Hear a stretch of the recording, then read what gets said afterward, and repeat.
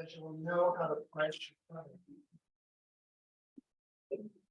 So tonight, we have a very distinguished guest speaker here to talk about the pricing strategy and all the different options we have, when you should use which option, etc. So, Joy Fairbanks, recently returning to Long Beach from New York. Lost away for a while. So, I will turn over to you a little bit of background. Joy has her MBA from Columbia and Columbia University. So she will say.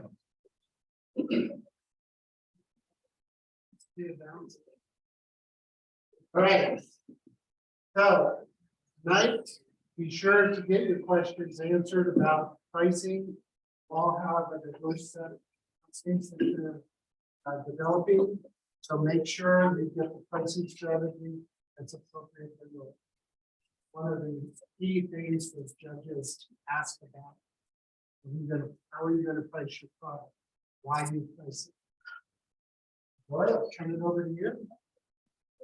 And a second follow-up question is who's going to pay? So that's a very good one. So I just like to about myself. I want to learn more about it. So if one person in your group or more than one person in your group, you can just like only what you're about, maybe how far along you are, what you do. So, first one,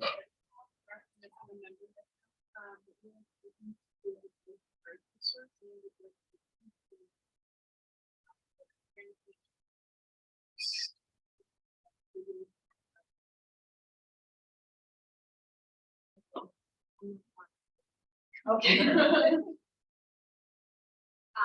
Well, I think, or I guess my full-time my business is called Mindway, and it's going to be like a marketplace platform for the like media, but for the free. So basically, go on the website and fishing on like find you have like a set of like offers that they can choose from and they can share them.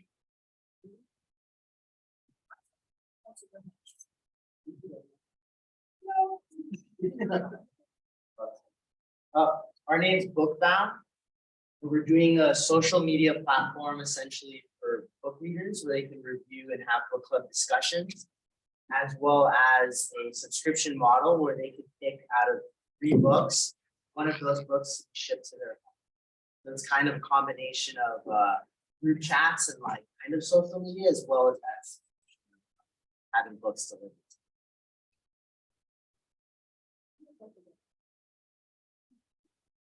So our platform is for professional young people. Our platform provides a support and leadership program for them to extract feelings that they face in the life because of the different factors. This is the Thank you.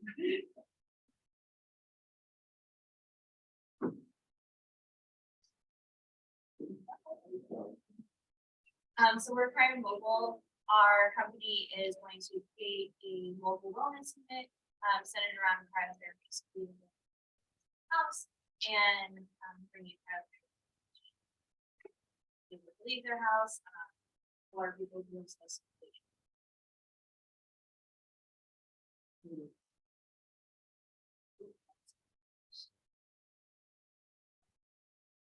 So my partner is not here, but our company is called Moda. It's a fashion e-commerce platform that plans to reinvent the way we shop for clothes.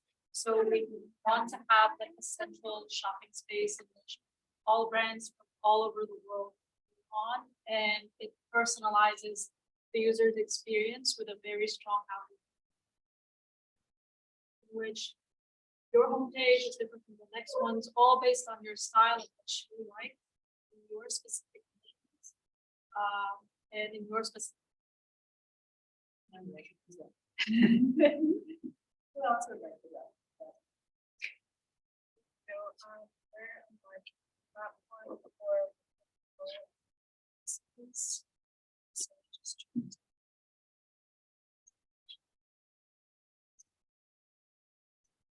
A lot of people are interested in discovery.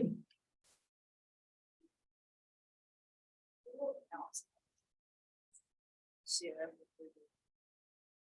Alright, anybody in still? What I'm doing. No, going once. Going twice. Okay. So, the managing principal of Fairbanks Financial Advisor, a small consulting firm that I created, and I recently was the faculty member of Columbia.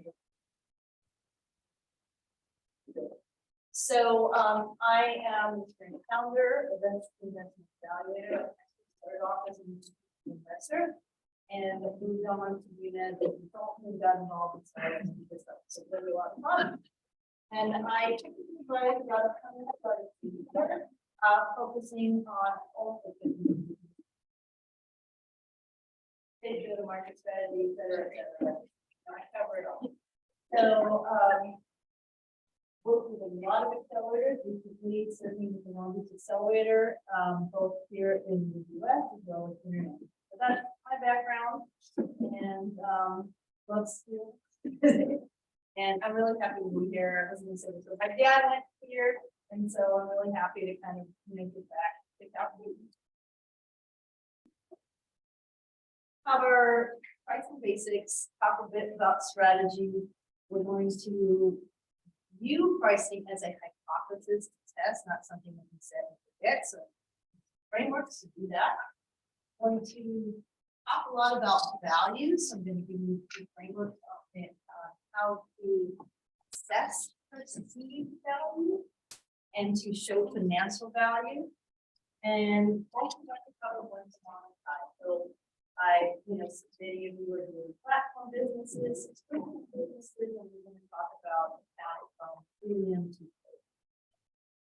So a question that's often asked, but not really answered, with the most common is, are you charging the right price? I think a lot of you are very good. No one's lost yet, but something to ask yourself, am I charging the right price? Then, the second point is, how would you know if you're charging the right price? And so this is about really thinking about the different aspects that help you answer that question. And it's not something that is easily answered. Pricing is hard. 85% of companies have suboptimal pricing strategies. Companies make intentional pricing choices that really try to different things out are more likely to double their revenue in the next 5 years. And 50% of the companies lose money on the table because of poor pricing. You notice the companies that are quoted on this, they're dealing with growth stage companies. We're not talking about early stage companies and just trying to figure everything out,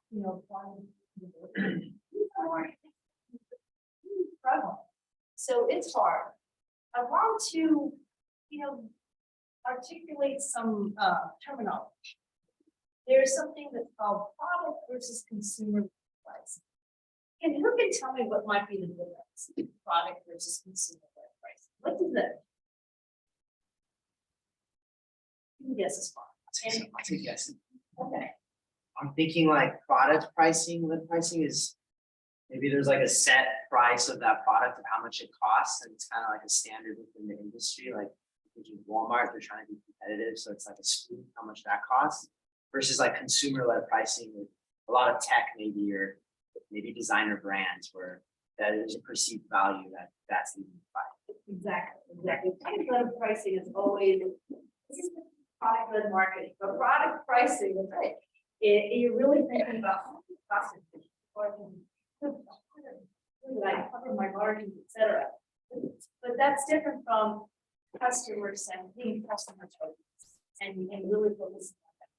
And premium brands, especially in the fashion business, these people have it down. The stuff that, what they charge for, you know, Montclair charges $300 for one of these little stuffed animals we paint with. Who paid for it? So, yeah, so the forward to good idea. So cost driven versus value. Let's talk a little bit about how we can think about pricing. You can think of pricing as a continuum where you really, you know, everybody wants to cover their costs. So we can consider that as the price point. COGS, cost of goods sold. And, you know, this, like the traditional thinking is, well, I want to cover my costs, and so I'm going to price somewhere where the market can do it. We'll talk about all the things that we know. But value-based pricing goes beyond that. It really goes where you want to be pricing is between when you're covering your costs and there's this area of specific circle, but then you're somewhere between what the value is to a customer and what you can get with it, basically, with all the factors that go into pricing. So that's how we're thinking about pricing. Where should I be in this? Well, let's talk about that. So I said, how do we even know what any of these things are aside from cost? When you don't know something about your business, when you don't know something about your customer, what is the best thing to do? What kind of research? Customer research, ask them.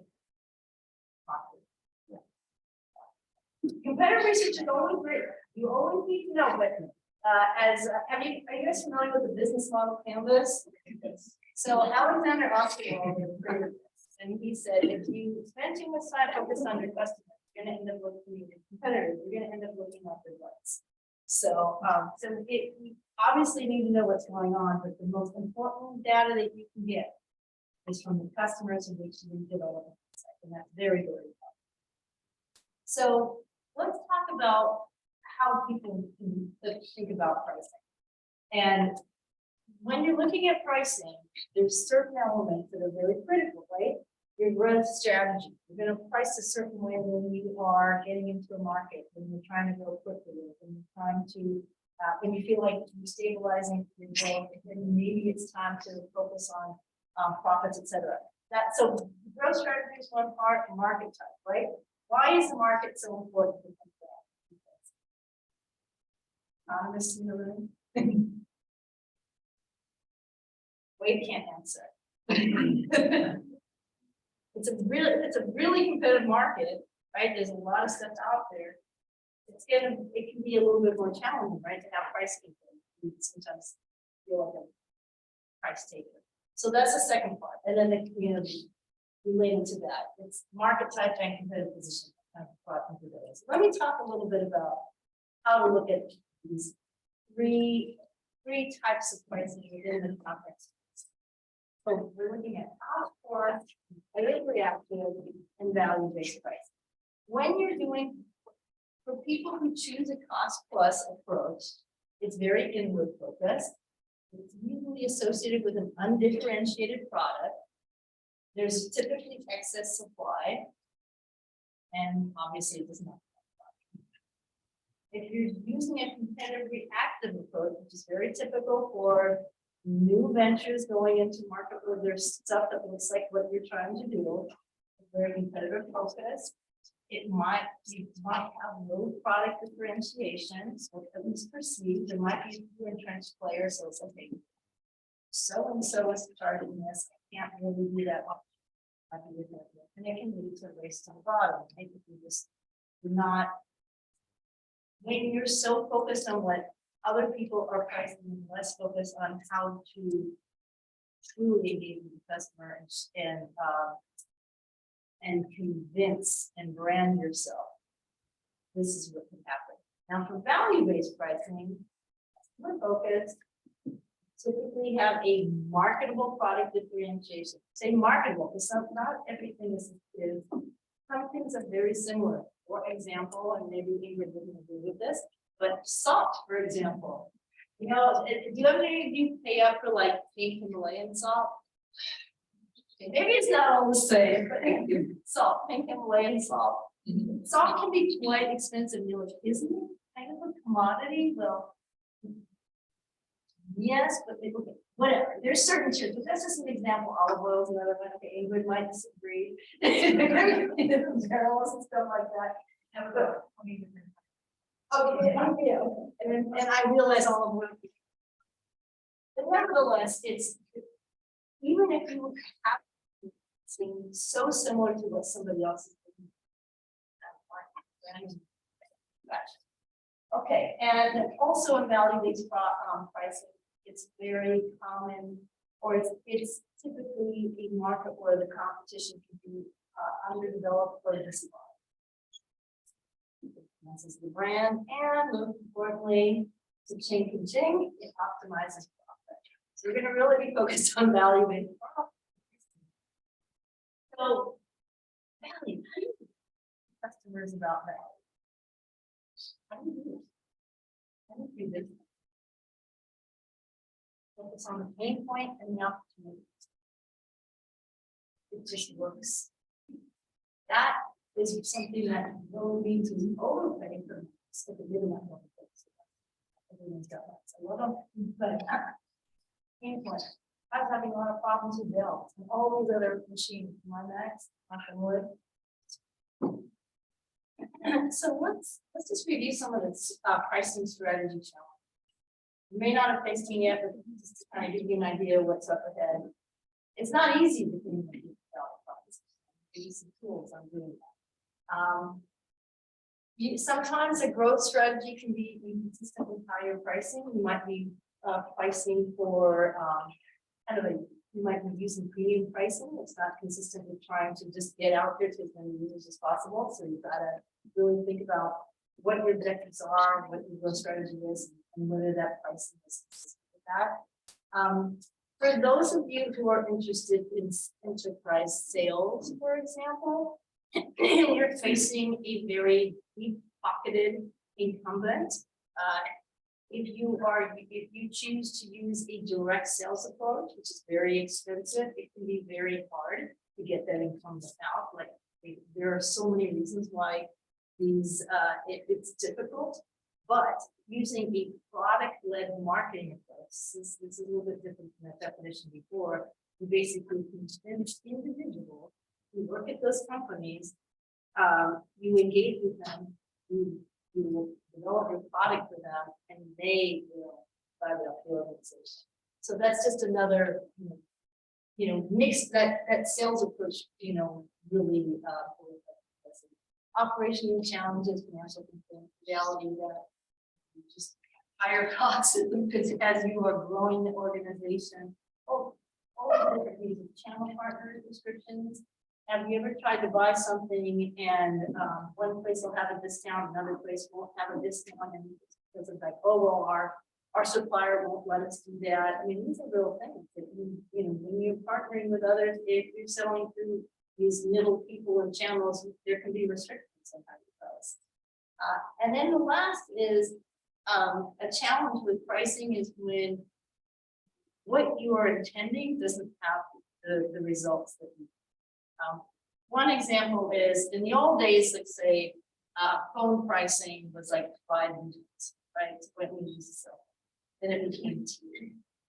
If you have an enterprise customer is not kind of like tiered pricing that can lead to unexpected expenses, and that's part of like getting familiar with the customer and what's driving the usage and what they would tolerate. Other examples of pricing that can be challenging, and let's say pricing that's based on the number of users, and then people, let's say, might share passwords and things like that. So things to think about when pricing is what can that customer do to perhaps circumvent what you're intending. So those are some of the challenges that are. Okay. Now, when you first start off, as I mentioned before, and you set pricing, it's very common for people to start, we have platforms to start with like tiered pricing, right? And you just want to get people on your platform. The more people you get onto your platform, the more other revenues come in. Okay, that's fine. But it can be very challenging to go from premium to pay. Cover what things to think about. And also, as I mentioned before, it's pretty common for people to tie into pricing to competitors. And pricing into new markets where you don't even know what people will pay is good. So how do you do this out? What do you figure it out? You Talk to the customer. talk to people. Okay. So I'm gonna talk about two basic decisions about this. The first being what to price. And the second being the price. So when we're thinking about what to price, is anybody familiar with this thing? This is the running of the bulls in Pamplona.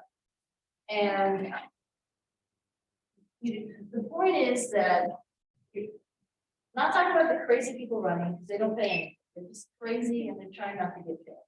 The people in the windows, that's the experience. To be in those windows. Has anybody done this? Has anybody gone there? Has anybody run the balls? Not yet. Not yet, okay, yeah. Okay, so to be in those companies, it could be like an exam. And so that's not based on cost, it's what's the value, and this is pretty exhilarating, especially if you're cost. So the point is, you price on the experience. And not on the cost, as we're talking about. And it's a value proposition that you define, that you market. And I'm gonna introduce to you a way about how you do that. There are touch points. When you operate in a marketplace, there are different types of entities that you have a relationship with, whether you realize it or not. And influencing those different touch points is gonna help determine your perceived value. So these are the touch points that I'm see. Your touch points, the obvious is the end user, right? But you've also got the buyer. You know, sometimes the buyer is different from the end user. Then you've got a competitor substitute. If that influences, you know, what they say about you, the fact that somebody else, there's another choice other than you, that influences the value. Compliments, you know, chocolate and milk, for example. Suppliers, different partners, these aren't necessarily mutually exclusive and influence each other. So you have all these different groups that are your touch points, and identifying what they are is going to help you a few things. One, it's going to help you figure out how to interact with them to enhance your own brand, and it's also a source of partnerships. And also a source of additional revenue streams, because as you're interacting with them, you might be doing things for them or doing things together that you can play. So this is a very useful tool. Let me give you examples of how other people have thought about this. It's called it can be called the stakeholder network. You touch points, whatever you want. You know, people's entities in the world that you operate as a business. Who might they be? So in this case, this is a startup that creates that offers a gift card, and the gift card is basically a financial investment. So rather than a gift card for a store, it's for people to save for college in the future, so they can give somebody a niece or nephew or whoever something more practical. So this startup thought about it like, okay, we've got these custodians, because you have all these different kinds of entities that can influence and be sources of partnerships, and they also kind of organize it by if these by color. Some of these people can be my customers, others I can have a licensing relationship, partners, etc. That's how they thought about it. So Luminous thought about it this way. They are about a company that creates batteries for food carts and food trucks. So it's a replacement from the gasoline, carbon, and energy storage system. So they looked at their stakeholders, customers, regulators, distributors, et cetera, et cetera. That's how they thought about it. Joanne is a platform for encourage people to pay. You know what people pay is not necessarily something that exists for people to work. So they use these touch points, somewhat at the very beginning, customers and users, et cetera. And they actually thought about it. They said, well, these touch points are opportunities to monetize, and this is how we might be able to do it. And these touch points are opportunities to partner, and this is how we might be able to do it. Any questions on this so far? This is not, there's not one answer for everybody. But the framework itself is really, especially as you're thinking, how do I even launch this? How do I even go? Who can I connect with that can help me achieve what I want to achieve? So it's more than just pricing. So this is the opportunity for your first breakout, where you can, gather with your team to think about what does my stakeholder map look like? And how might I influence those stakeholders as I launch my business? So if this is helpful for you, I can. A little bit of a guide. So I'll give you both, let's see. 10 minutes, is that about right? Okay. It's an opportunity to get inputs.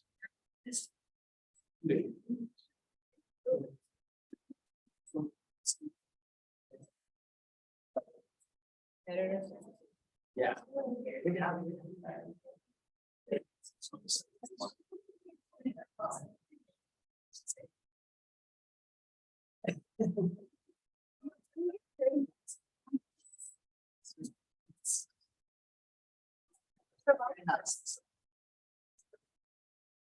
My session.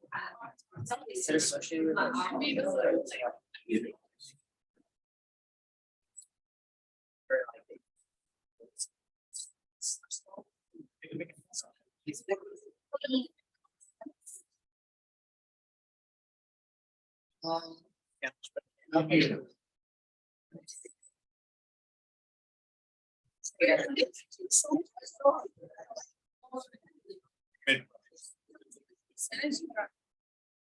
Yes.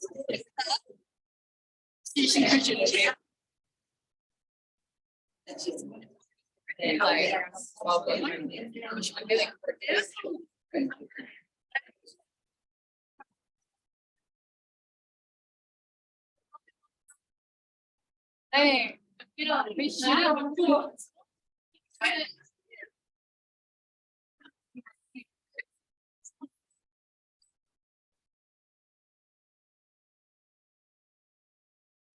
I say.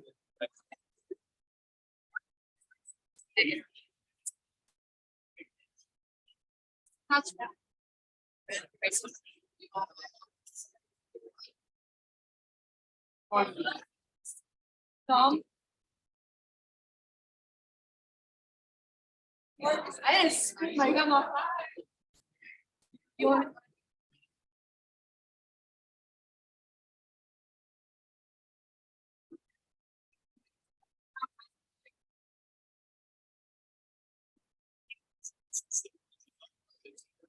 I know, I hear that speaking.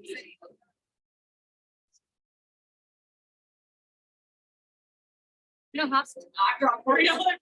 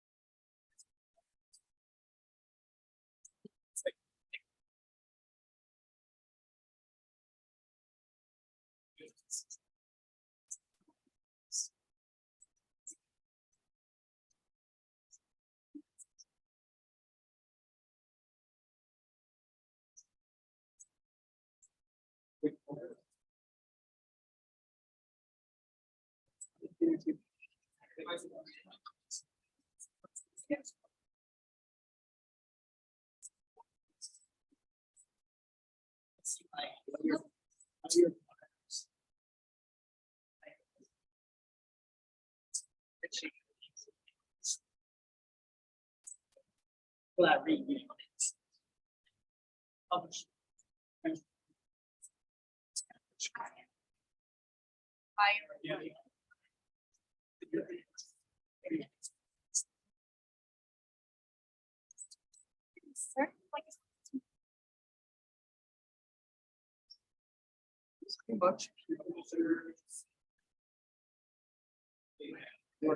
For that, we need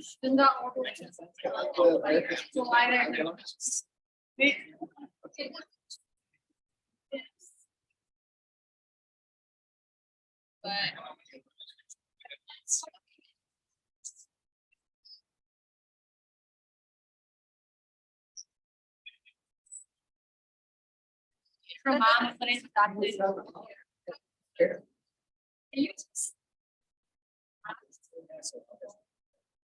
You gotta say hi and drop.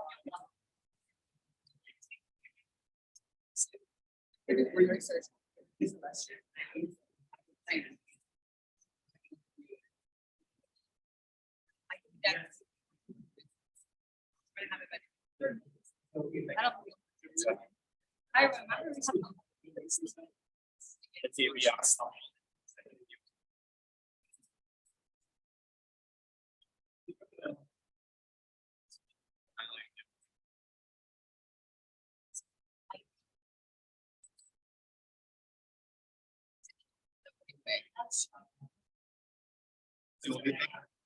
Sam, and Sam, like, I have. Once we have the dam and everything. Only have. Let's go. I think one.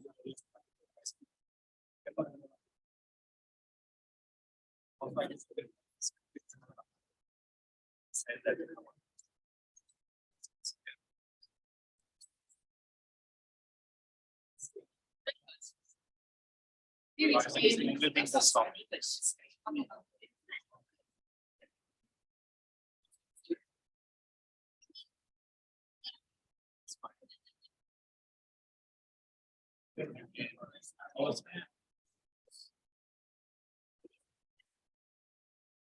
Hey, also that time. At least we don't have.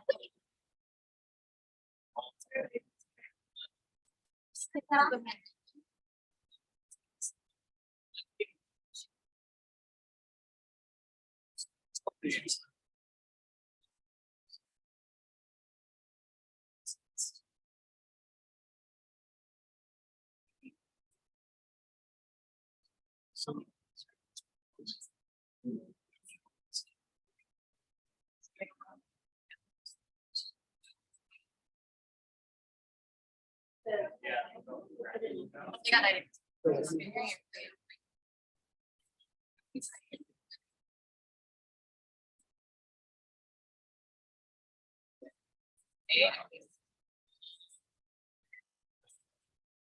Like a whole thing.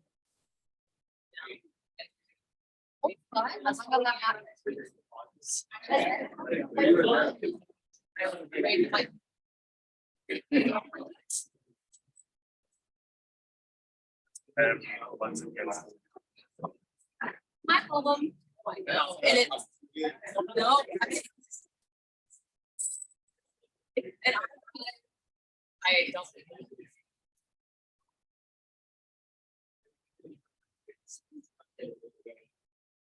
I also.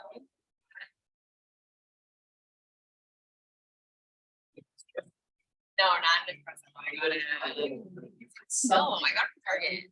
Yeah. Not even, no, it's like an actual. Yeah.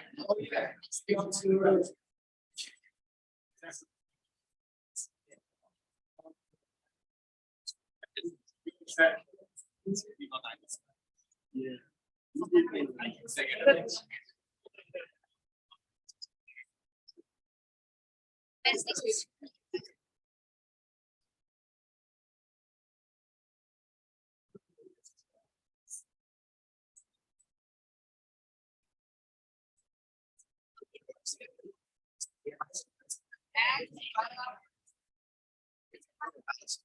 No.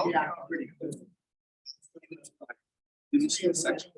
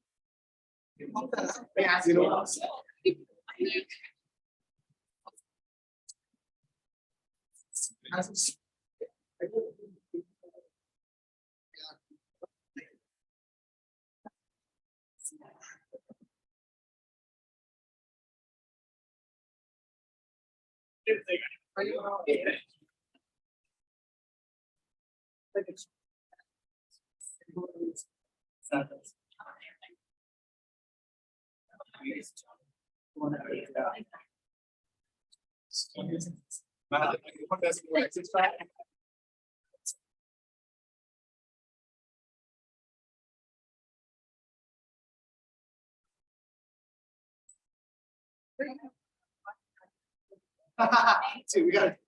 We will. Yes, I have a lot of comments. I have more thoughts.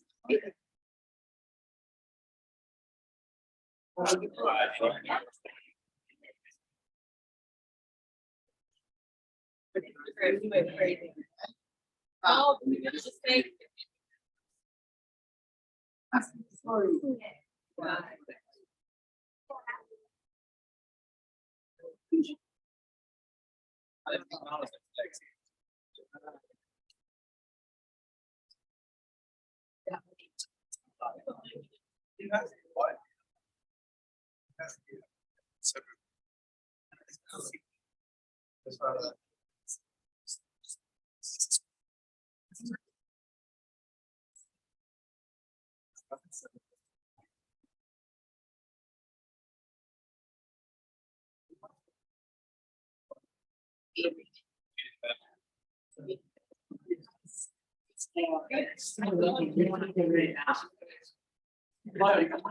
Always the one that goes. That's us.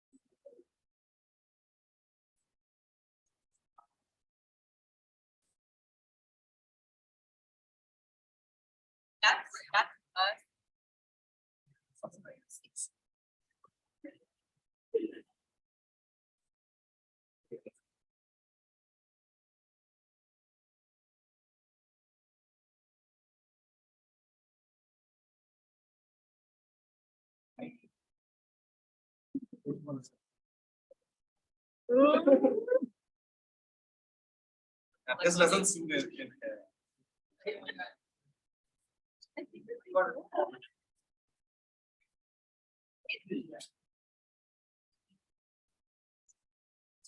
It's pretty so loud. We like it.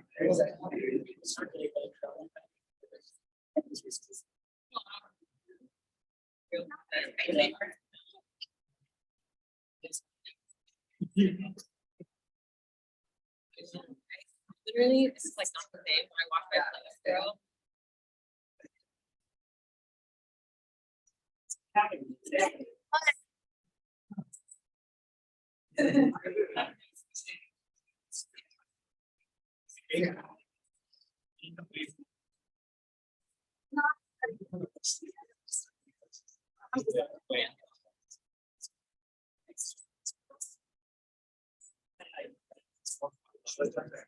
They don't pressure you any?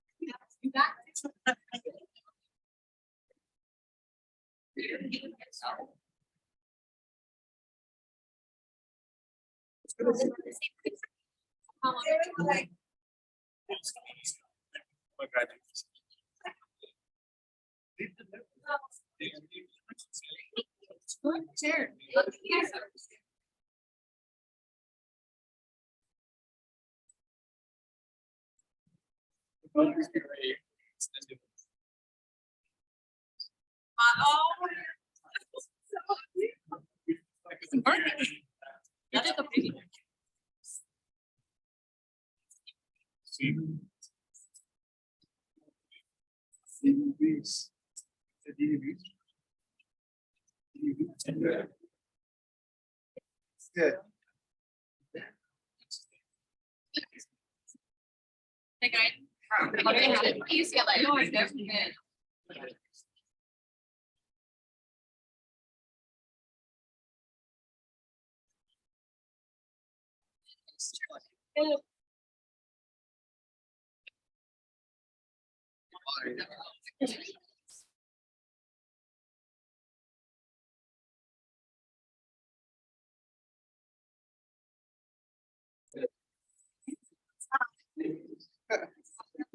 You can go.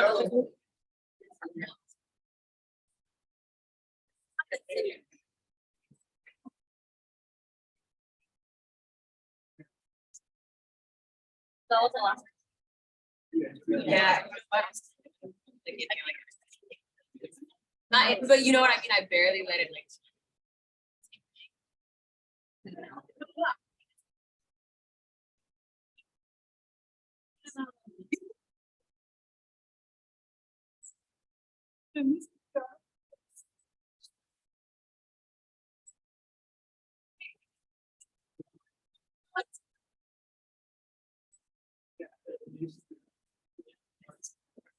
No.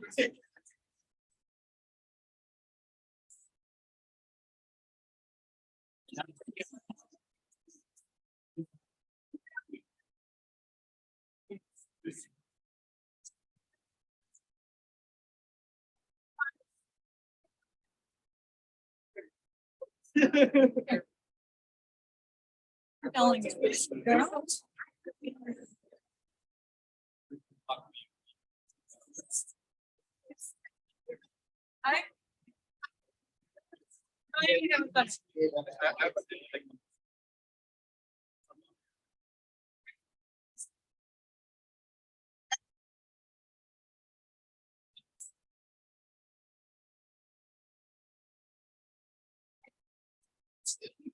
And we have a committee.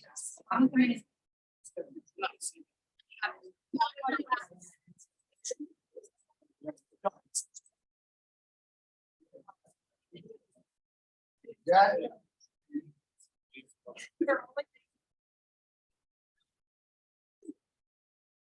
Maybe I shouldn't.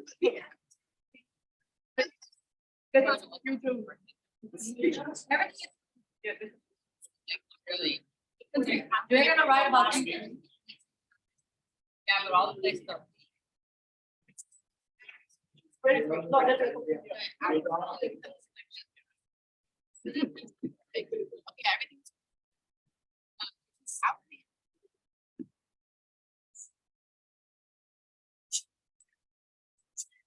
Okay, everything's.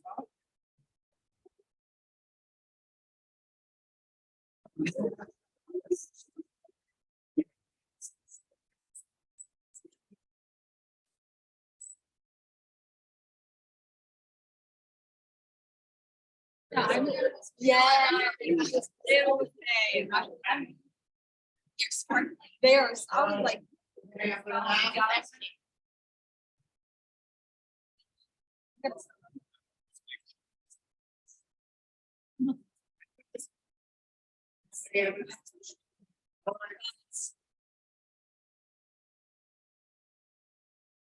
Makes perfect sense.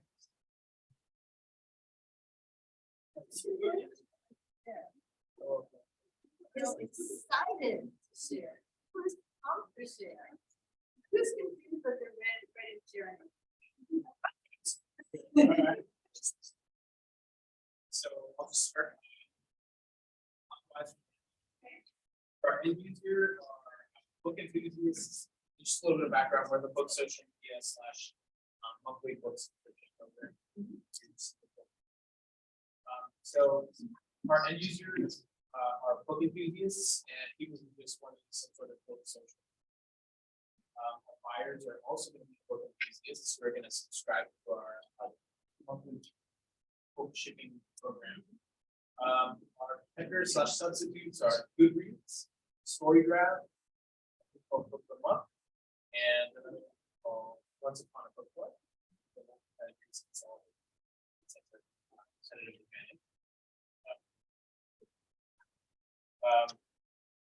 Our complement is book merchandise, so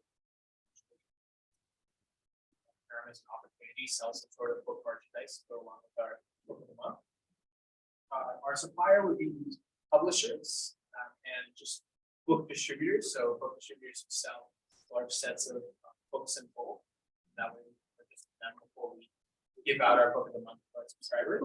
Our partners are going to be authors. We can do like integrate them into social media somehow and get our customers more interaction time with their favorite authors. Publishers as well. Nonprofits as for potential funding.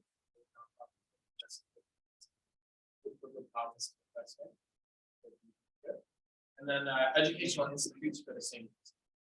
And then lastly, influencers, which is just famous authors that help boost our program, and basically famous book-related social.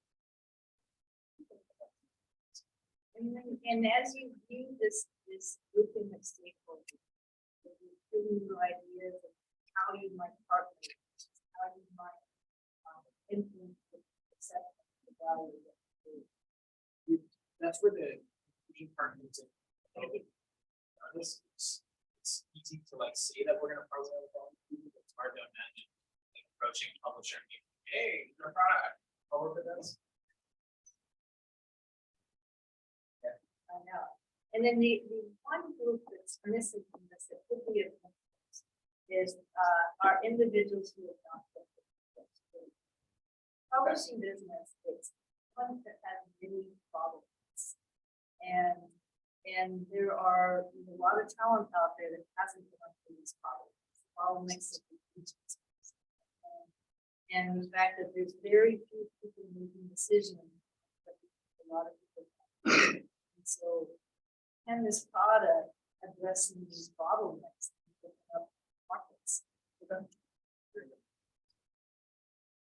And also within that is this is something that always helps catapult. What might be done kind of in non-audit meeting, like any of these stakeholders that you can audit? Who would like to go there? Who would like to go next? So context, middlemen, fashion brands. So this would be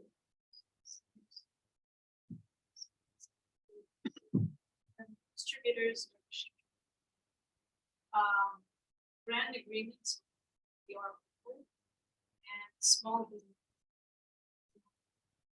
All the brands. Verified. Competitors, I've yet to say competitors. Amazon. Or maybe it's influencers and partners, fashion editors. And similar to the publishing business, you have that are trying to, trying to make themselves urban designers. So this is also an opportunity for these designers that can keep it to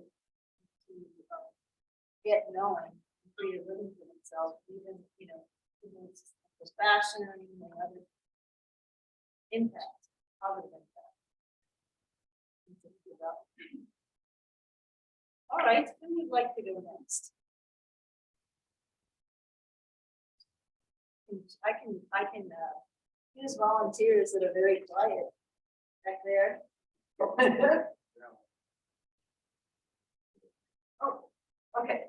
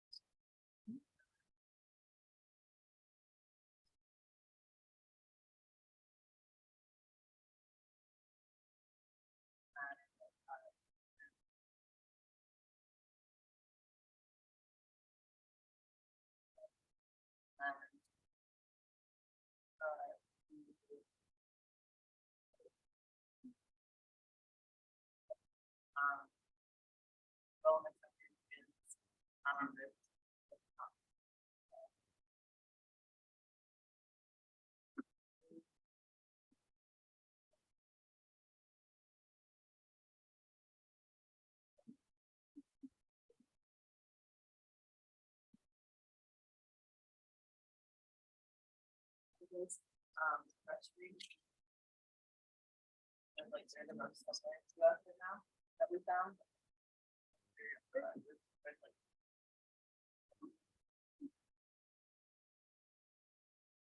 Have you thought about vertical?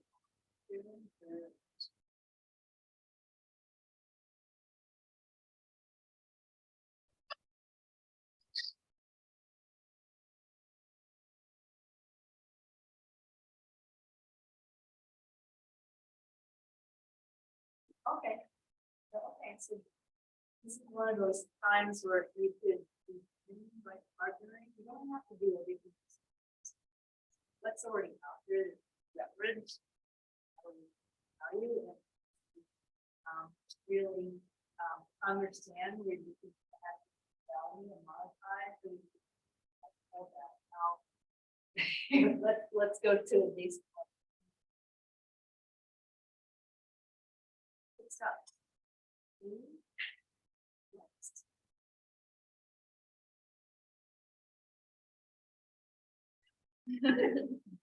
Okay, so, said earlier, we're doing like a marketing platform for, and also, on the other side of it, we're gonna be selling like subscription boxes. So our end users, both customers as well as, with like, on their own. And then the buyers are looking for products, something more, and looking to try products. Our competitors are Myra, Girlbox, and Joy. Similar, but ours are focused on animal color businesses. A complement subscription service, and also market. And then the supplier and partner would be the different. And then the influencer, we want to be able to have like experience.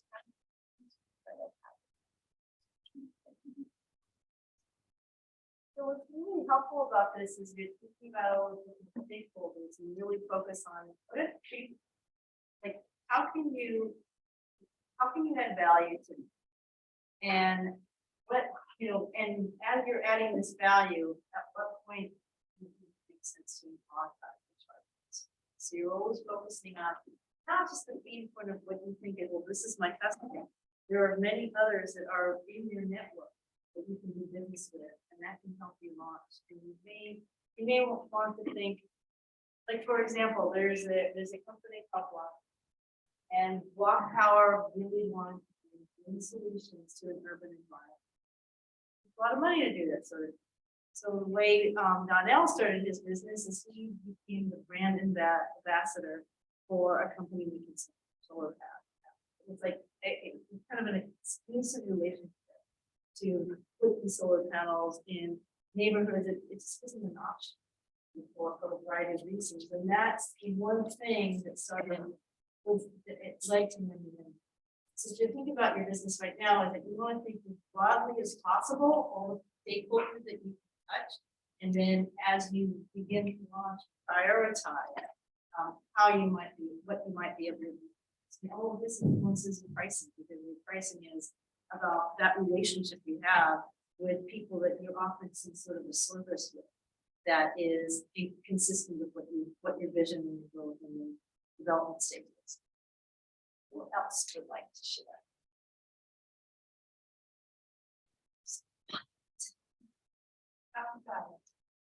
You got it. Come up with something? Okay.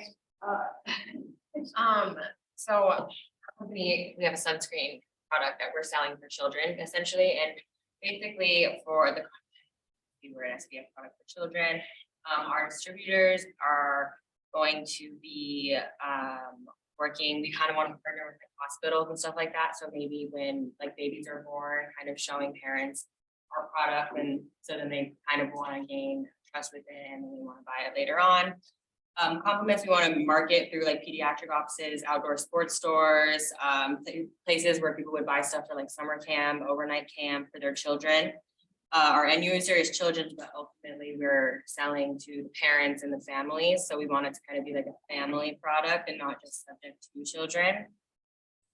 Influencers, like I had said, we kind of want after school programs and summer camps to kind of pair up with us and team up with us and help sell our product. And our biggest thing is kind of using education to educate parents on like pediatric melanoma and stuff like that, and tell them or show them rather why SPF products are important for their children.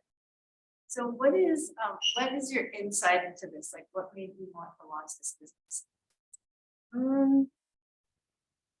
Really want to have a skincare company, and I had an internship last summer where we focused on like sunscreen and with youth. So I came into the incubator with my team and we kind of decided that it would be something that we could actually use in the incubator. While I don't necessarily want to launch like this specific product, that's kind of what gave us the idea. We were thinking of like a problem and how we can relate that to what I already knew. And the problem that you see is the underuse of sunblock. And why do you think this is what continues to be a problem? Just because there's like a stigma behind it and a lot of people don't realize how important it is. And they don't realize how susceptible they are to it actually. And sometimes people don't even know that they end up getting skin cancer until it's too late. So it's kind of the biggest thing. Okay. Lots of interesting stuff going on in this classroom. Anybody else have to chat?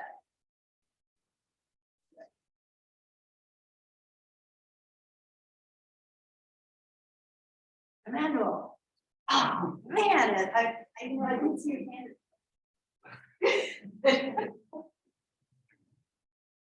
Well, Pick up, dude. for context, we're using a communication platform for the future. So I guess our end users, our students, teachers, principals, buyers, school administrations, purchasing directors, and that kind of thing.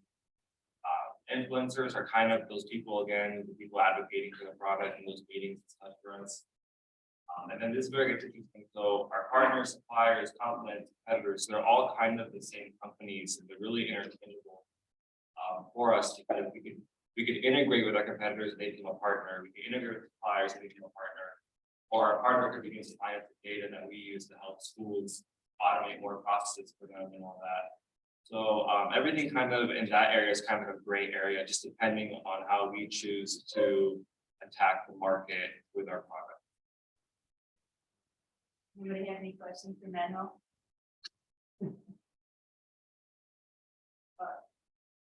There's so much more that can be said here. I'm gonna start covering some of the other topics and then give you a chance to ask questions at the end. Before I leave this, does anybody have any last questions? Like, how do I use this? You know, how do I figure out if I'm right? what's the best way to figure out if your hypotheses are correct about your stakeholders? What do? That's right, test them, so talk to people. Okay, so let's talk a little bit about how you can understand what somebody's perceived value is of your product.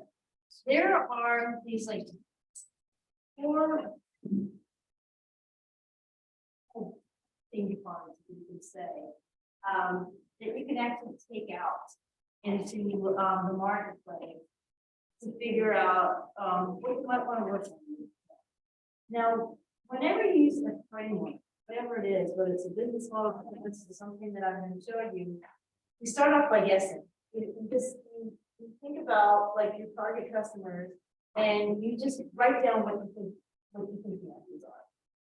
And then you go about and you prove or disprove what your hypotheses are. So in this case, there are 4 things that you can think about. One is called customer user judgment. So what might your potential customer think on the first impression? Like without really thinking about it, without doing any research, what would be the first impression of your product? On further reflection, research, whatever, talking to people, what might that customer think? What are some of the direct and indirect substitutes? First, you guess. That's the substitute for what you are offering might not be something very direct, like another brand. It could just be a whole other way of doing it. And that's something that you need to keep in mind, because that is a competitive solution. And sometimes it could be doing nothing. Ease of purchase and use is also a big one. You can have a fabulous product. Nobody can find it, or it's a real pain to find. That's going to diminish the value of your product. If it's hard to use, the best solution ever, but it's hard to use. Like when the PCs first came out on the market a million years ago, they were really a thing. Your products as well. You guess what did they use? What could they be doing? Then talk to them. That gives a lot of insight, and it helps you determine what might be that perceived value. Here are some different that's influencing that purchase and the value to think about, and you can determine how to prioritize these things as you market your own product. The first is obviously awareness. If no one's aware of your product or offering, not going to be highly valued. I mentioned ease of purchase before, ease of use, the startup cost. You have to spend money to start using the product. You have to buy other things to start using the product. How easy it is to add other things to it. You have a model, if you have a product that you want to add things to, or that customer needs to add things to it, how easy is that?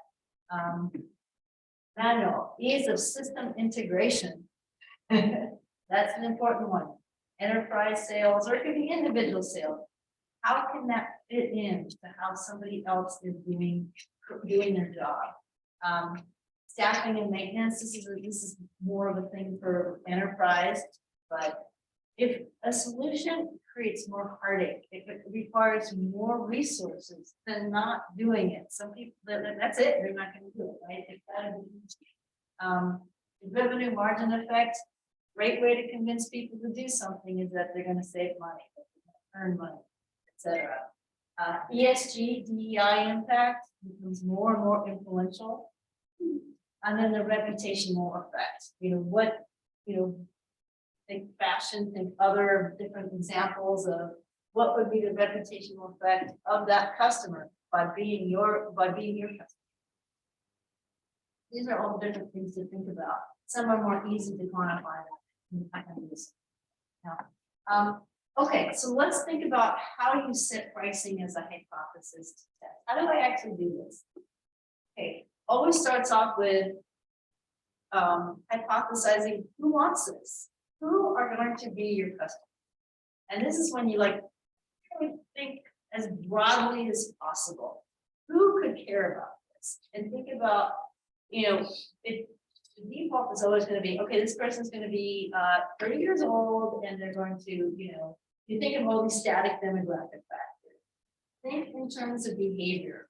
What, what pain points, what is that person trying to do?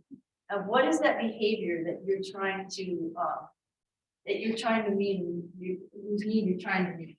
That's a better way to think about it. But first you hypothesize, then you talk to a bunch of people and validate it. Again, I mentioned that you want to think as broadly as possible, but when you actually launch your business, you're going to be much more narrow. You go after what's called the Q10 market. And there's different ways of determining what that might be. You conceptualize the buying process. What is the buying process for your customer? And I'll actually go through that framework. You determine what kind of data, what kind of metrics to validate your hypothesis. Like, how do you know if you're right? How many people do you need to talk to? How many people need to say yes?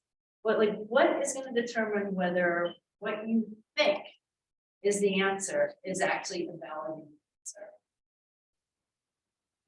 And then once you get this customer information, right, it's all about getting information from the marketplace to help you think about how to best build your business and to convince others to fund you and to partner with you. And that's customer data. And customer data you get by talking to people in a very intentional way about proving or disproving a hypothesis, a wild guess of different aspects of the business.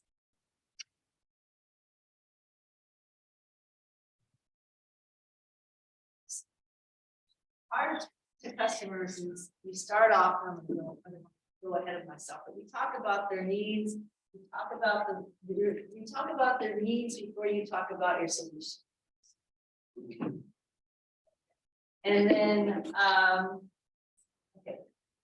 And then as I've alluded to before, is that how you price is going to need to be consistent with your strategy and of course your belief. Somebody with an Amazon can afford to have what's called a loss leader, right? You may not be able to do that. So you've got to figure out what's going to work for you, but still be very value focused. So I want to talk to you a little bit about customer segmentation right now, just because it's important to think about it in a very systematic way to help guide you and help guide your team. So I find that it can be very useful to have a card that can list different ways that you can segment customers. And the reason why you do this, you can't deal with everybody at once.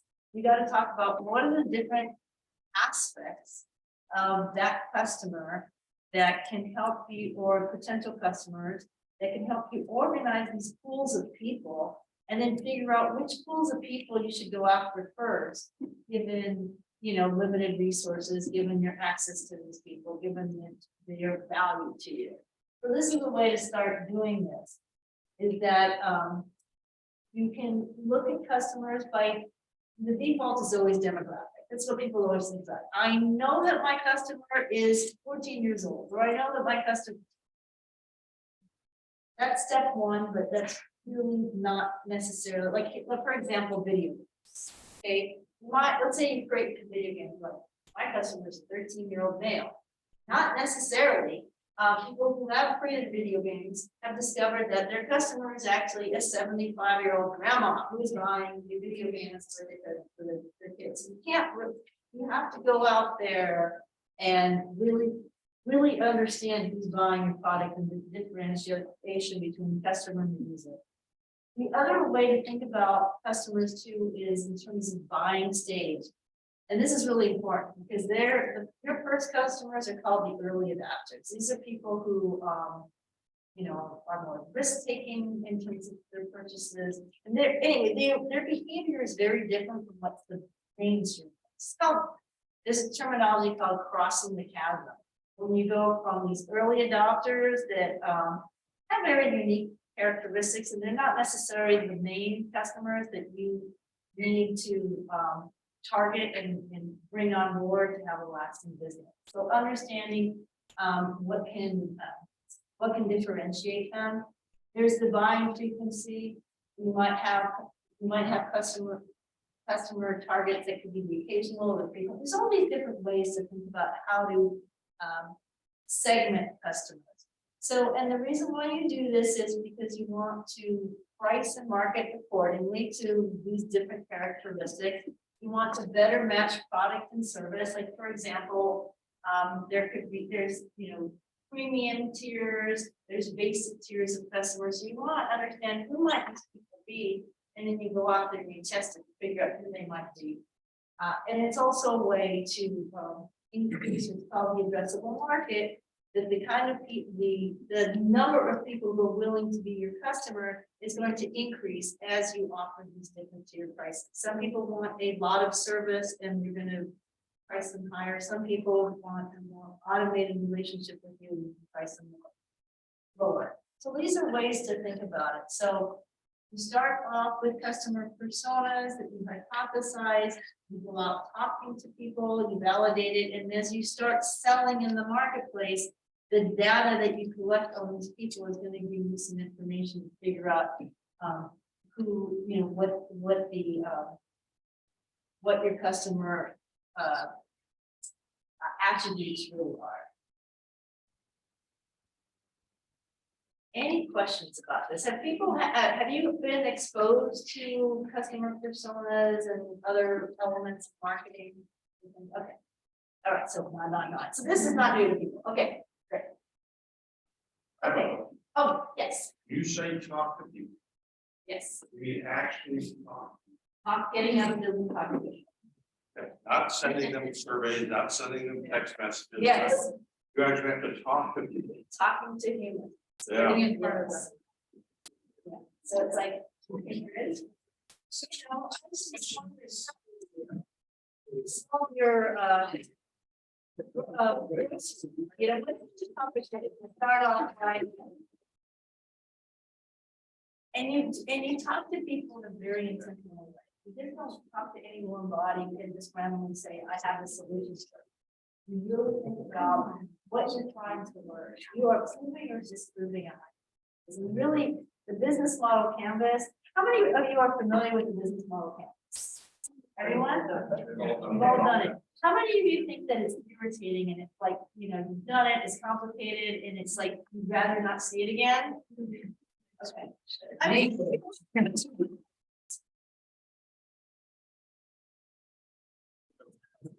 you know, I highly recommend going on YouTube. Well, there's this self-explaining, because it is iterative tool. And it can be very helpful to answer specific questions. So if it seems like it's counterintuitive, it's like that for many people. You're not alone. So, but it's very helpful.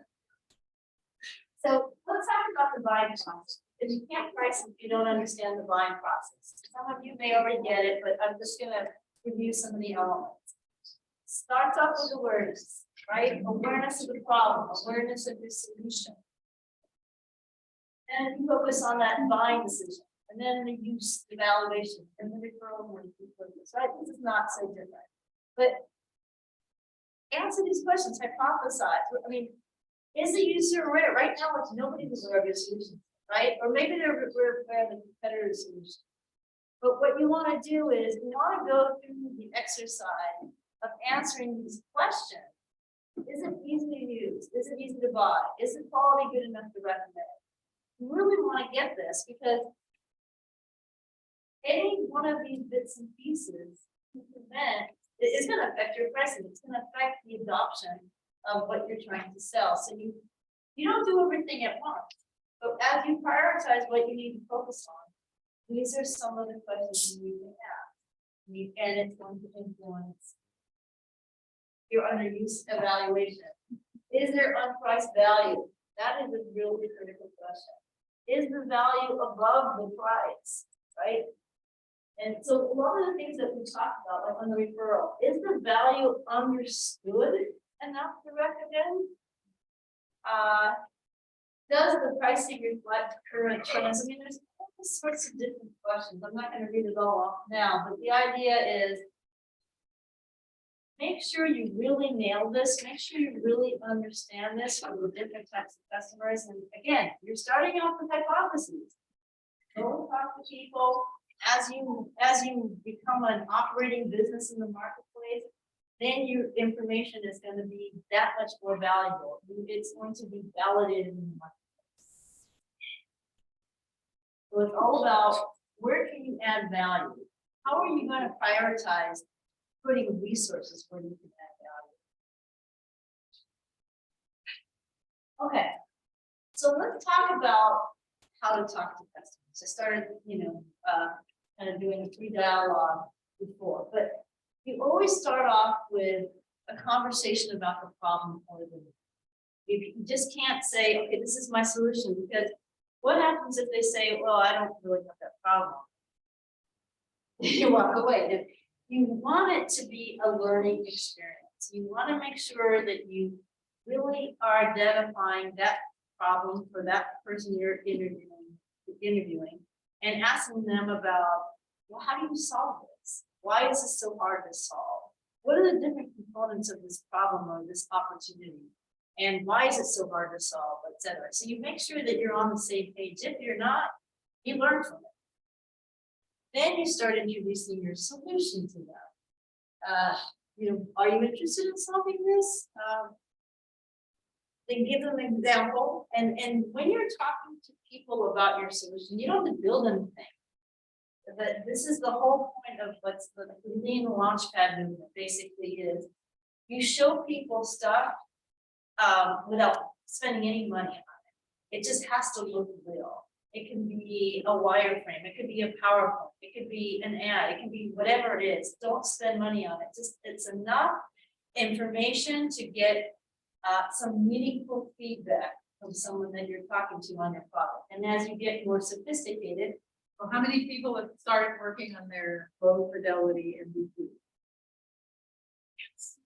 guys have? Sort of, have you tried out the platform like Pronto? I signed up for it. How many, how about the rest of you? You guys, you hiding? Yes. We haven't. You haven't, you're going to.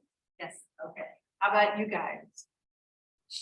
Because you can't do your interviews without doing that. Okay, it's really important.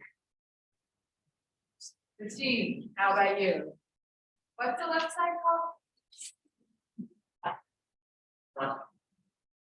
Pronto.io. and let's just communicate it. Last class, oh dear. Any attention there? I was paying attention the whole time. Slide deck too, with the information.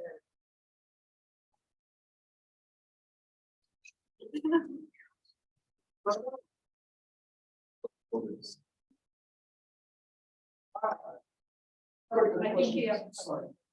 When it comes to talking to your customers about this, how in depth do you recommend going to talking about the problem and the solution? Do you think it should be good to give a proper overview to where they can like, because I know you brought up like or PowerPoint, but my idea is like, I feel like if you give a PowerPoint, then whoever you're talking to, because you may give them a lot of information. Oh, yeah, when I say a PowerPoint, I don't mean like a PowerPoint presentation. It can be like one slide to react to, yeah, because the point is to have a conversation to be learning. Okay. Exactly, you don't want it to be, okay, I'm talking now, and the person's like, la, la, la, la, la, that's nice. You want to be able to get some really good information. Now, I just want to mention a couple of things about MVPs. Are all of you working on creating one MVP? Okay. It is important, especially if you have identified some kind of competition, use what's out there to get the most useful feedback from people when you're talking to them. You want to give people a chance to compare A to B. Sometimes you can call it A/B test, but that way, instead of saying, well, what do you think of this? Oh, that's nice, or whatever, you can say, well, how is this one compared to that one? Like this this feature here, I don't care about that feature, but I like this feature here, that gives you more information. And your MVP could be a competitive product. It could be two competitive products, because the point is, you're getting information from your potential customer on features that you're determining whether you're gonna provide, or you're gonna provide them. Okay. Now, oh, So then we have more. yes, now, there's the giving people something to compare it to. You don't want to get too many choices, but these are two good ideas. You could do a third. Now, this is different from iteration. Ingrid, is that what they call you, Ingrid, or Dr. Martin? Dr. Martin, Dr. Martin? Oh, they call me Ingrid. They have no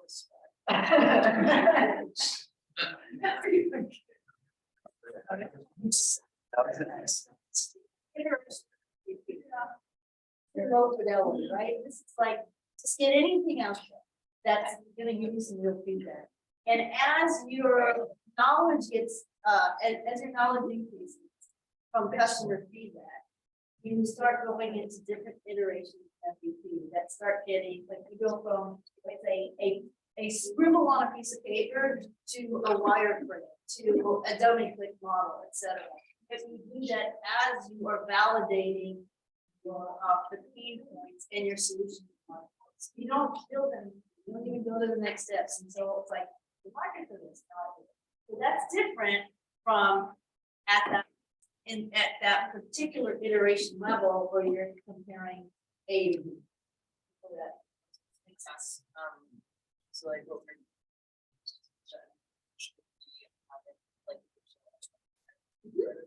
yep.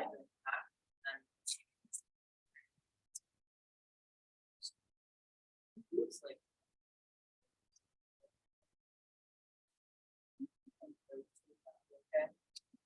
the way to answer that is, what are you trying to learn? And what are you trying to prove? Think about it, what are you trying to prove or disprove to be able to go that next step in the business? And so whatever you're showing has to be able to answer what, you either prove or disprove that assumption that's going to create you to take some sort of action, going to create you to utilize a resource, your time, money, whatever it is. So that's what I mean about being intentional when talking to customers. What are you trying to learn? What are you trying to prove or disprove? And there are a lot of things you're trying to learn, but you have to prioritize. I find it very helpful to create a matrix of these are the hypotheses that they're high risk. If I get them wrong, it'll take my business. These are the hypotheses that are low risk. Okay, if I get it wrong, I can change. High risk, right? Priority. But within the high risk, what hypotheses are really hard to test and what are easy to test? So if you know where I'm going with this is we want to first prioritize the high risk hypotheses that are easy to test about your business model. You don't test the whole thing at once. It's one element of the business model. So when you think back to the business model campus that Mary just like, the first thing you do is you focus on that value proposition. You make sure you nail that. You match what you're offering with who you think will pay for it. That's the sole focus. So right on the other side of that campus. And you keep updating regularly. Okay.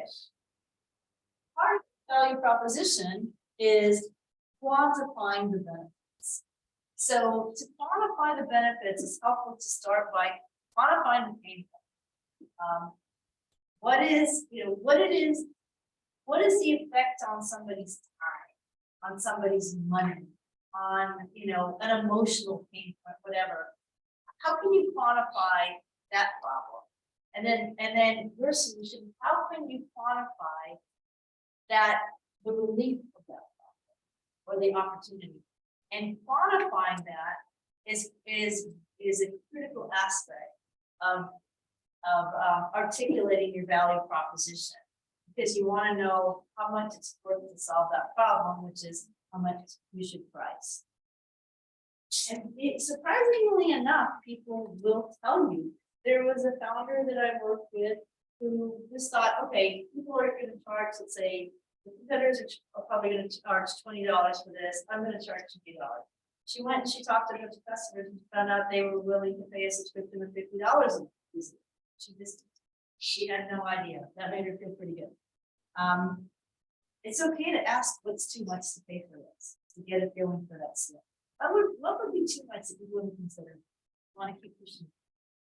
When talking to people, you want to know who makes the purchase decision. You want to get to that person. You want to find out who the influencers. You want to find out who might sabotage you when you're trying to. What, how often are budget meetings? How often, whatever. We just need to understand that aspect of it. And every discussion, it's about learning, about collecting data. And in terms of how deep of a conversation you want to have, it's more than 20 or 30 minutes of a person's time when you're doing this one-on-one interview. And it's not, and an interview is not the same as a survey. Survey can be helpful, but you're not going to be able to truly you're not going to give, you don't have the ability to dive deeper and to get perhaps a more candid response. So really think about how you're posing the question. Okay, so I covered a lot of points in terms of how you show the impact of the solution. And any kind of a presentation that you are to external investors or or it could be either venture money or could be grants, that sort of thing. It's very helpful to show how your solution is impacting that potential customer. It's very important in this discussion for making a sale on pricing and so. In this case, this is one of my favorite slides. This is a company that does vertical product. And they really understand their customers' retail margins, which are very thin. And they broke up the different aspects of their offering and how that affects the actual profitability of their customers. So they really had a lot of information. And so when that's one way to think about it when talking to customers is if you have an insight into, and this is, you can talk about that, the components of how you add value for their solution, the components of how you can help them increase revenues or help them lower costs, however you're looking at the problem, break it down into snackable pieces that you can lead to, well, this, where you're trying to guide them along the way that I'm doing this for you, this for you, this for you. I've got a number associated with these benefits. And thus I'm suggesting this as my price for this product or service. The next thing I want to cover, are there any questions about that? Sometimes I go through material quickly. Any questions? All of this is like, you can look at it and say, no, that's pretty cool for them. Think about how it applies to you, because it's just a way to think about how can I break down what I'm doing so I can communicate clearly how I want to sell to. Okay, so monetizing free stuff is it can be very tricky for platform businesses because platforms are all about getting as many users as quickly as possible, because the more users you get, the greater the value of your platform, right? People who are selling want to have a lot of buyers. People who are buying want to have a lot of options. People who are advertising want to know that they're advertising to many people, etc.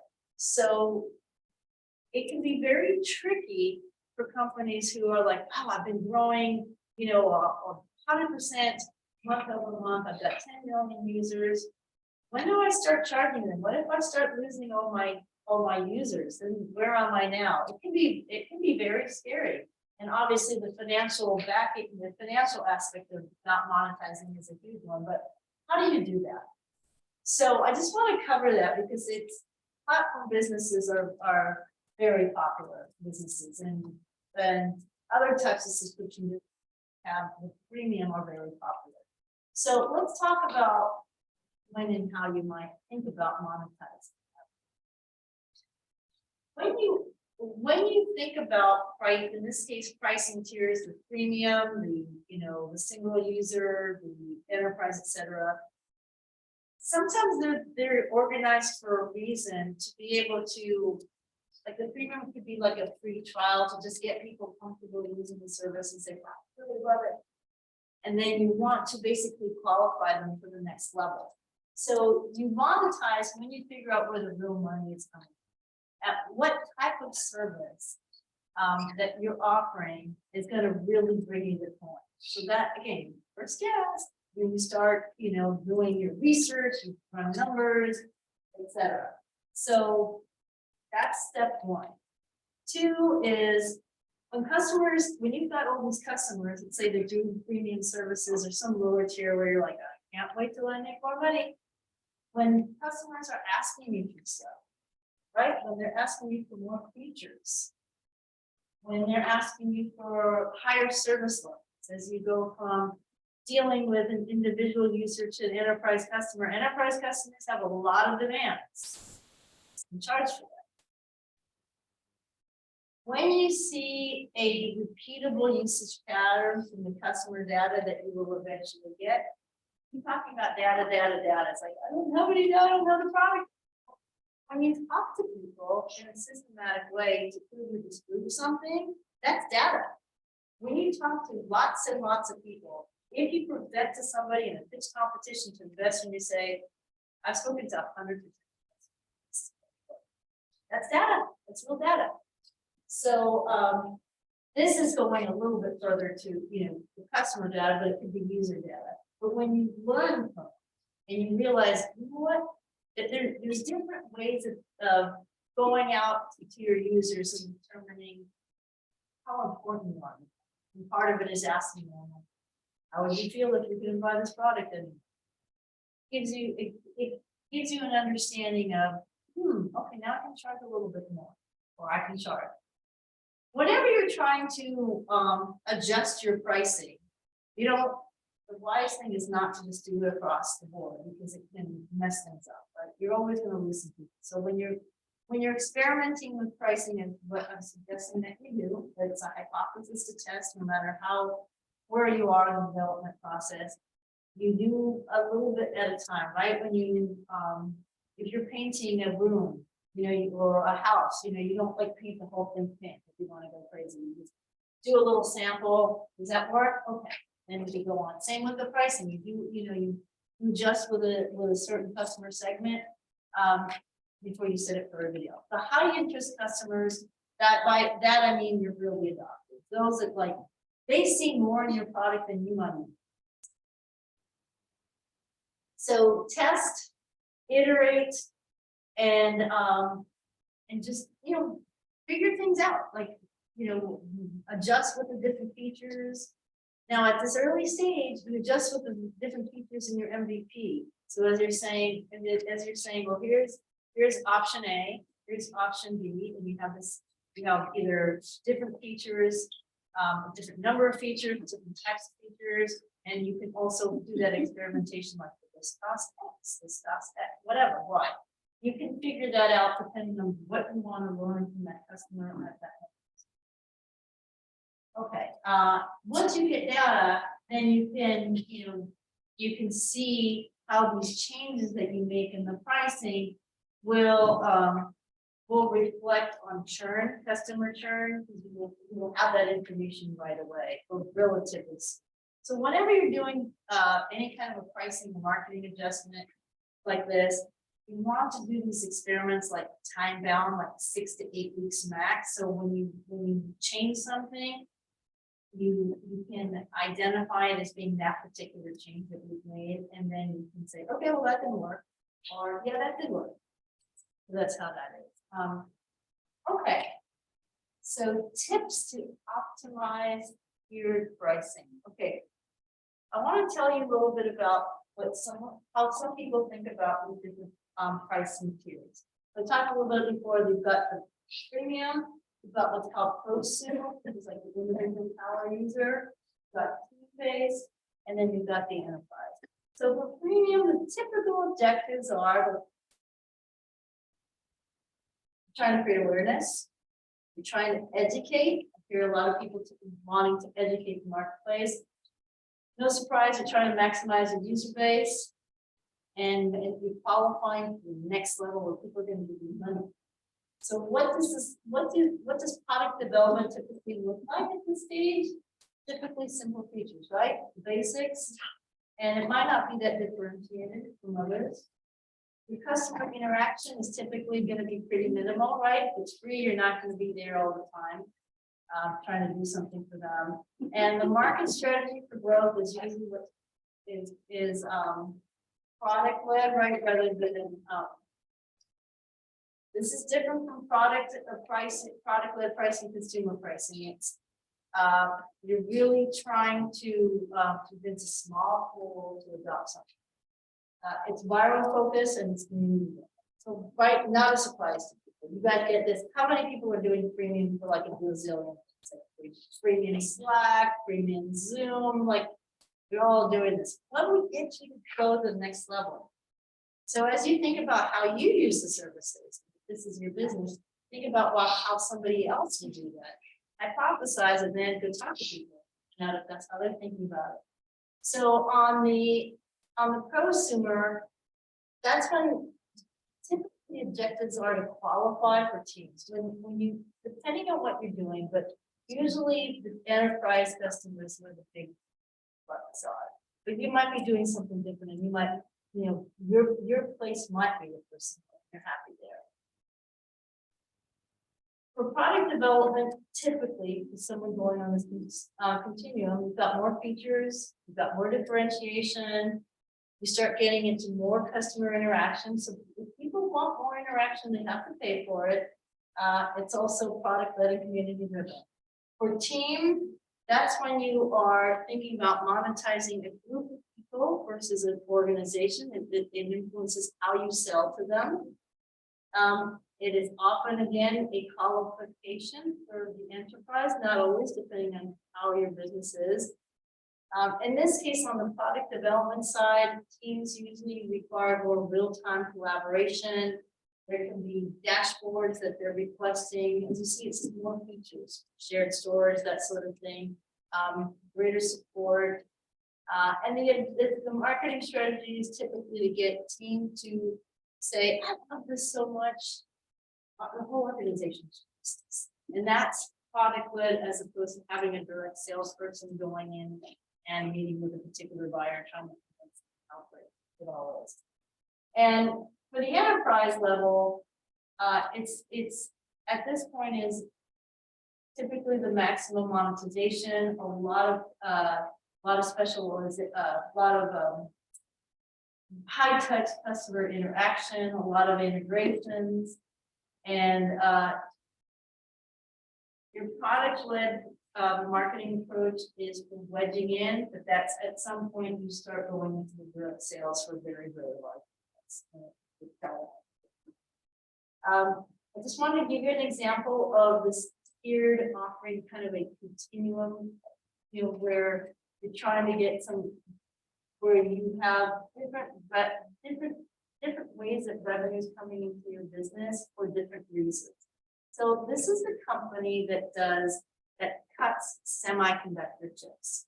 They sell very big, expensive equipment. The first thing they do is they consult to their potential customers on how to solve a particular aspect of their semiconductor manufacturing. And it's a stepping stone to selling their machine. So how do we help you do your job better? Okay, how about our machines? So they've got this expensive machine, and that's great. It's a lot of cash, but where the big dough is the after sales support. That's their margin strategy. So that's how they look at their business as this. It's not necessarily a continuum like premium, prosumer, teams, and enterprise, but it's a continuum of this is our relation. This is the first aspect of our relationship with our customer. And that's to qualify for the second aspect, and this is the third aspect. They're three different revenue sources and they all have their uses. And that's how you can think about your business, and especially as you reflect back to all these different stakeholders, how did all of these people fit in together? And how did that help you think about your business in terms of how you can best make money with what you're trying to do? So time for the key takeaways. It's always about relationships and values. So the stakeholder diagram is to really think about what those relationships might be, how to understand them, how to make them better, how to monetize where possible, and how to articulate your value, which always starts with what does that customer need? Are you identifying the right people? Sometimes you might not even be talking to the right people. You might get this feedback like, no, that's not my problem. That solution sucks. But you talk to a lot of people, you might find, well, those three people didn't have this problem. They thought my solution sucks so bad they wanted me out of the room. But then as you talk to many, many people, you find, well, this group of people had the problem that I thought that they did. And they love my solution. So it's just about talking to a lot of different people and just breaking down the components of their pain points and the components of your solution and engaging with, this being very open and learning about on both sides to show value and then price that value. So it's about learning from your customer. It's about understanding how to segment customers, choosing metrics to understand how your customers might and will and do use your offering. It's about aligning that pricing with your growth strategy. It's about being hypothesis driven and iterative. Don't set and forget, keep learning like forever. Figure, keep talking, keep tweaking. Pricing shouldn't be this big mystery. It shouldn't be like going to a doctor's office or dentist's office where you never know what your bill could be. It really needs to be transparent, it needs to be straightforward, and it needs to be frictionless for you. So think about people who can provide that for services that you don't get it. You might be very interested in using that. And pricing also tells a brand story, right? There could be examples of, let's say, 2 bottles of a particular wine, and they might be almost identical. But if one is priced $300 and the other one's priced $2, you're gonna be like, $100 are really fine wine, and the $2, holding everything else equal, gives you an indication like, well, this is a $2 job, and that might work for me. But pricing tells a brand story, and really take charge of that story. So, with that, are there any questions?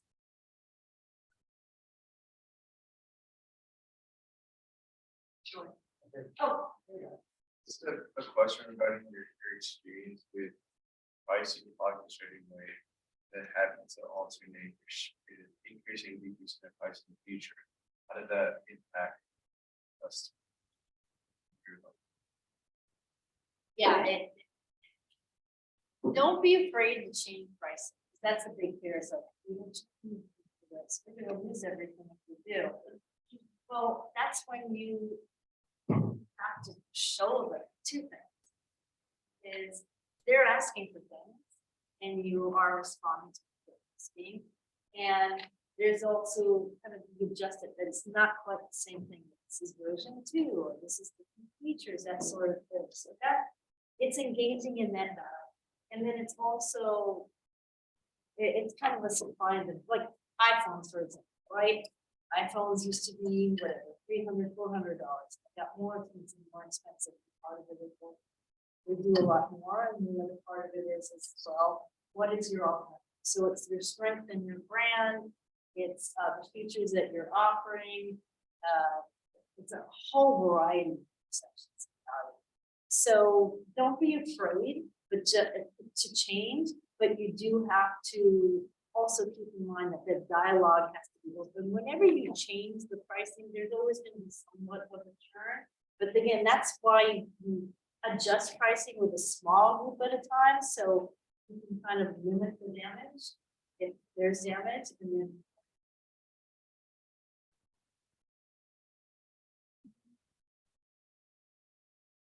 there's a lot of information. It's really just kind of try it and do it. And it's okay to mess up. You can mess up in small ways, sometimes you mess up in big ways, but that's where. I have a question regarding a subscription model, like a Yes. premium service. Do you recommend like this whole thing with engaging with customers to find out what's a good price? Do you recommend doing that like with specific tiers, or do you recommend getting really good customer feedback, one solid tier, like the individual pro that you looked at? And then from there, maybe tethering up to see like, oh, well, maybe we can move on to a family plan from there, or then the free version, or how do you think you should go about that? Yeah, I mean, it's really managing the interview process so you don't tire the person. It's really, what do you want to learn at that moment? The conversation might be going well enough that you can present different tiers if that customer is reflective of that. Again, it's like, what do you want to learn from that conversation? And if you find yourself in a situation, let's say you're at the 20 or 30-minute mark, and that customer wants to keep talking, by all means, potential customer, let them talk. So I don't have it should be 20 minutes or don't, it's see how it goes. Some customer interviews, it's like, it's agony, you're getting nothing out of it. And other customer interviews, like, wow, I've learned so much. So you just have to keep at it and just talk to a lot of people. And sometimes, okay, you may not be able to ask one person all the questions, you might get a little bit of information. Okay, now I understand that. I've talked to 50 people. Now I want to understand that. So let's play with it a little bit. There is an incredible lean launchpad guru, Steve Blank. He's got a website and he has all sorts of wonderful information, like little video clips of 3 minutes on how to talk to customers, covering different aspects of what they're trying to learn. I highly recommend. Thank you. You're welcome. One thing on the tiers, asking them instead of multiple tiers, you're talking to them in the introductory part, try to find out where you think they would buy. How about that? What would they do? Then you can look at your options. Thank you. Right, anything else? And we're hoping to come here tonight and find out the price should be $5.99. Always add the 99 cents. Okay. Any questions, comments? Okay, a few announcements.